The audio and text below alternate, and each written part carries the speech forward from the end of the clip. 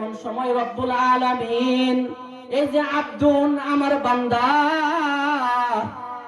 বান্দা বলে যে ভালোবাসা প্রকাশ করেছেন, এমন সময় আল্লাহ তাআলা ফেরেশতাদেরকে ডাক দিয়ে বলবেন, আল্লাহর নবীর পবিত্র ঘোষণা, আল্লাহ তাআলা ফেরেশতাদেরকে ডাক দিয়ে বলবেন, রে আমার ফেরেশতারা, উখরিজু মিনান নার,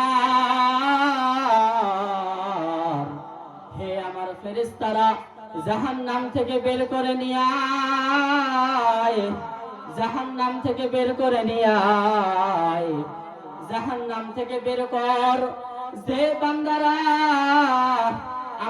বান্দারা আমার উপরে ঈমান এনেছিল কিন্তু নেক আমল করতে পারে নাই, নেক আমল করতে ব্যর্থ হয়েছে, এমন বান্দা বলে একমাত্র মানুষকে সম্মানিত করেছেন পৃথিবীর জমিনে।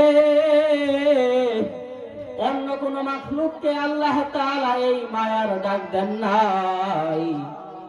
এই মায়ার ডাককে সত্যায়ন করে আল্লাহ রাব্বুল আলামিন কোরআনে কারীমের উপর এক জায়গায় বলেন, ওয়ালাকাদ কাররামনা বানি আদম, আমি মানুষকে সবচেয়ে বেশি সম্মানিত করে বানিয়েছি।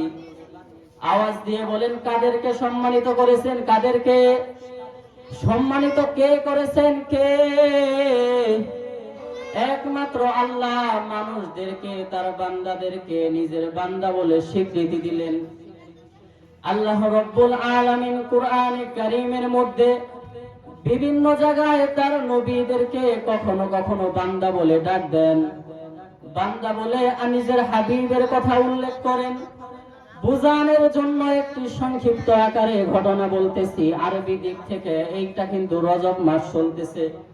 এই রজব মাসে কোন এক তারিখে আল্লাহর নবী পৃথিবী ছেড়ে আল্লাহর বাড়িতে আরশে আজিমে পাড়ি জমিয়েছিলেন, আরশে আজিমের মধ্যে ভ্রমণ করেছিলেন।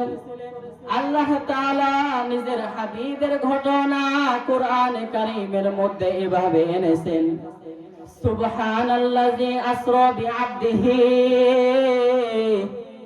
আল্লাহ বলেন আবদিহি, আমি আমার বান্দাকে, আল্লাহ বলেন আমি আমার বান্দাকে ভ্রমণ করিয়েছি, সফর করিয়েছি মসজিদে হারাম থেকে মসজিদে আকসা, আর মসজিদে আকসা থেকে আরশে আজিম পর্যন্ত।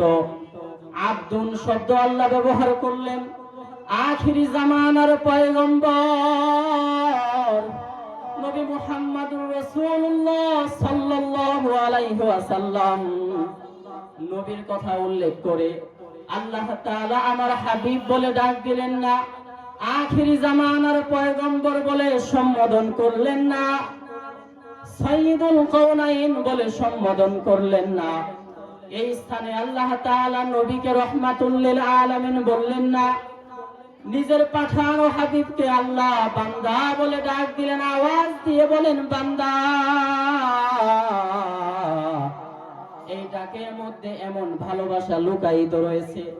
বুঝানোর জন্য তিরমিজি শরীফ থেকে একটি হাদিস বলতেছি। আল্লাহর নবীর সাহাবী আনাস ইবনে মালিক রাদিয়াল্লাহু আনহুর বর্ণনা, আমার নবীর ঘোষণা, কিয়ামতের ময়দানে যখন নবী আমার বলেন, কিয়ামতের ময়দানে আল্লাহ তাআলা পাক্কা ঈমানদারদেরকে বিনা হিসাবে জান্নাতে প্রবেশ করাইয়া দিবেন। যারা কুফরি অবলম্বন করেছে, আল্লাহর সাথে কুফরি করেছে, কাফের সম্প্রদায়, তাদেরকে আল্লাহ তাআলা বিনা হিসাবে জাহান্নামে প্রবেশ করাইয়া দিবেন।